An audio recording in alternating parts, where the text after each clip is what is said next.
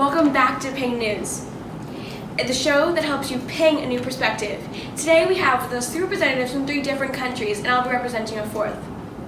Now let's introduce our guest, Jackson. Hello, I'm Jackson Johannesson, and I'm representing Brazil. Sydney. Hi, my name is Sydney Linger. I'll be representing Colombia. And Tiana. Good morning, my name is Tiana Vacara. I'm representative for Italy. And as you know, my name is Kira Roy, and I'll be representing South Africa. Alrighty, now that you're all here, the question we have today is, how does income affect prosperity, and is there a way to change it? Tiana, let's start with you. Italy actually has one of the largest economies in Europe, but it's largely due to the northern and central regions of Italy, where large cities like Milan, Rome, and Venice are. However, in the southern region, 31% of the youth are unemployed. That's the 3rd highest percentage in the EU. And as you see on the map, unemployment is more common in the south. Provinces north of Rome usually have 5 to 12% of unemployment, but if you go to the south, it jumps up to 17 to 29%. The average disposable income is $27,000, much lower than the OECD average of $34,000 and even lower than that of the US with $45,000. Same thing in Brazil. The gap between the rich and the poor is huge, and as many as 2 million people live in unsanitary slums. However, the Brazilian government has improved conditions there, bringing 23 million people out of poverty. The poorest 40% in the country raised their salary at least 7%, and that's better than nothing.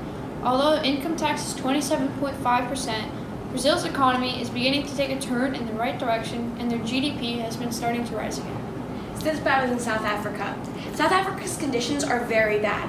Over 55% of the population live below the poverty line, and with 25.2% of that living in extreme poverty.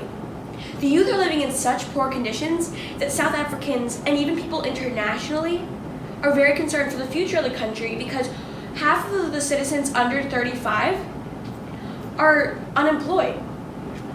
43.5% of the children in the country under 17 live in extreme poverty, and that leads to 1.7 million households experiencing extreme hunger. South Africans are very unsatisfied with their quality of life and living conditions, but the government still hasn't done anything to fix it, and it definitely will not fix itself.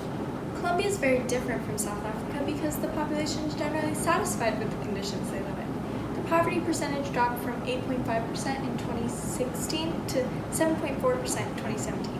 Even when 27% of the population lived below the poverty line, Colombia was still deemed the happiest country on earth, stripping Finland of that title.